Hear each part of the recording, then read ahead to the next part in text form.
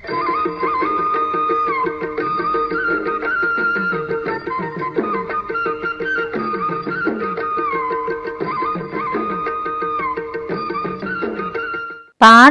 పూరి గుడిసె.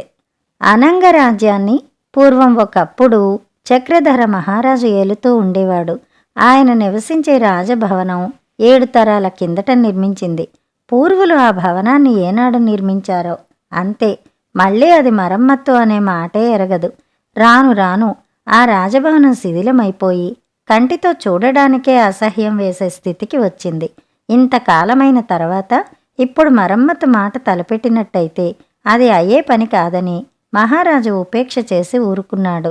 కానీ చూడగా చూడగా చక్రధరునికి ఈ సమస్య వెగటు పుట్టించింది.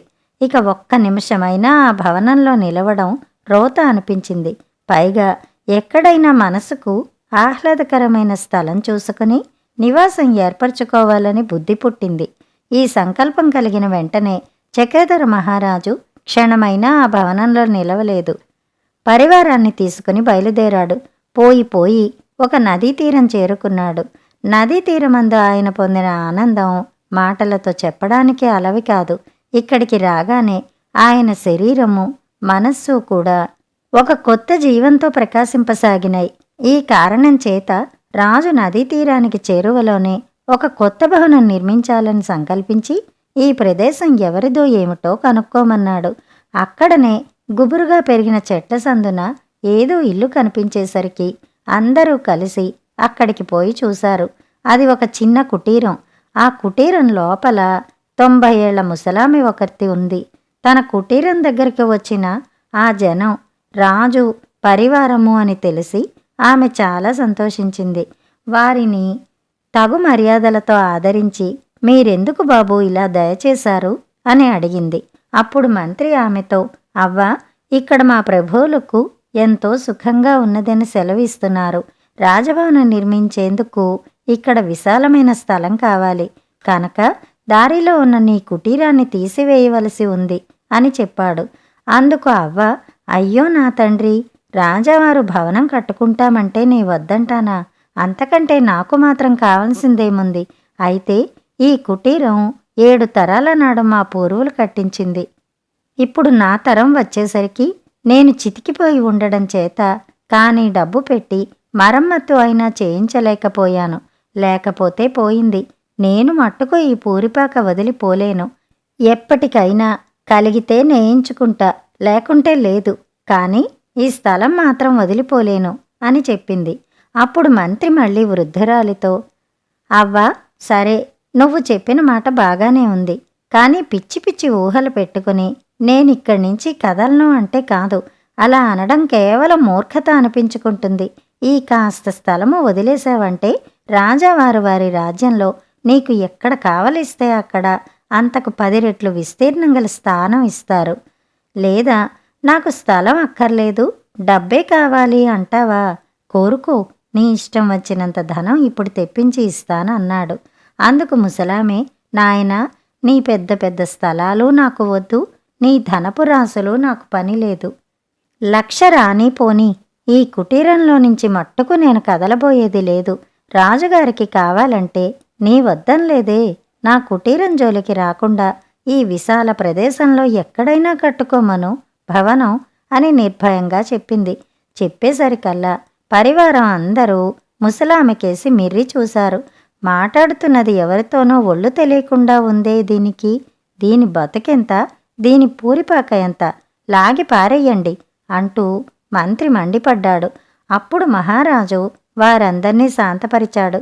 అవ్వ చెప్పిన మాటలను శ్రద్ధగా ఆలకించి వాటిని సరిగా అర్థం చేసుకున్నది మహారాజు ఒక్కడే. అవ్వ చెప్పిన మాటలకు మహారాజు హృదయంలో గొప్ప సంచలనం కలిగింది. అవ్వకు తన జన్మస్థలం మీద ఉండే అభిమానానికి, ఆమెకు తన పూర్వీకుల మీద ఉండే భక్తికి ఆయన విస్తుపోయాడు. ఈ మాటలు విన్న తర్వాత తాను తలపెట్టిన పని ఎంతో తప్పిదంగా తోచింది. ప్రాజ్ఞుడను ప్రభువును అయి ఉన్న నాకు ఈ ముసలామిపాటి ఆలోచన లేకపోయిందే అని విచారించాడు. మంత్రిని పరివారాన్ని చేరవిరిచి, ఈ ముసలామి నాకు ఒక గొప్ప పాఠం నేర్పింది.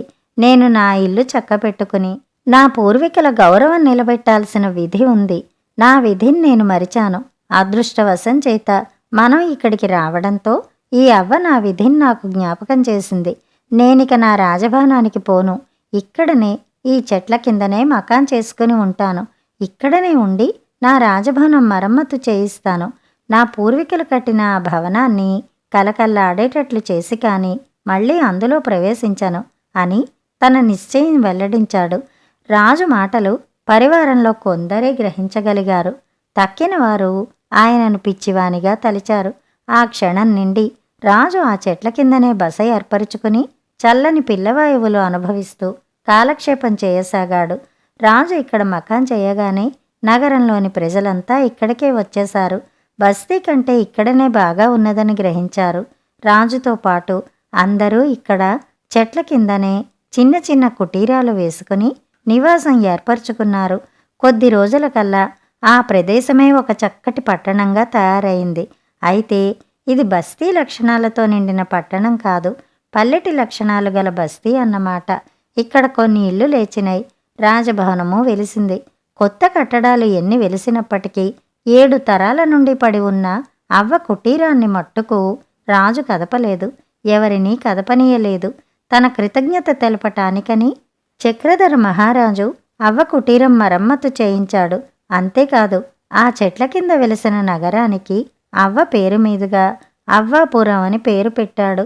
చక్రధర మహారాజు తన తరంలోనే దీక్ష పట్టి అనంగరాజ్యంలోని తన పూర్వీకుల రాజభవనం బాగు చేయించాడు. అదే కలకల్లాడుతూ ప్రకాశించింది. అయితే మహారాజు తన జీవితాంతం వరకు రాజకార్యాలు అనంగరాజ్యంలోని తన పూర్వీకుల భవనంలో చక్కబెట్టుకుంటూ నివాసం మట్టుకు అవ్వాపురంలోనే పెట్టుకున్నాడు. కథ సమాప్తం. కథ కంచికి, మనం ఇంటికి.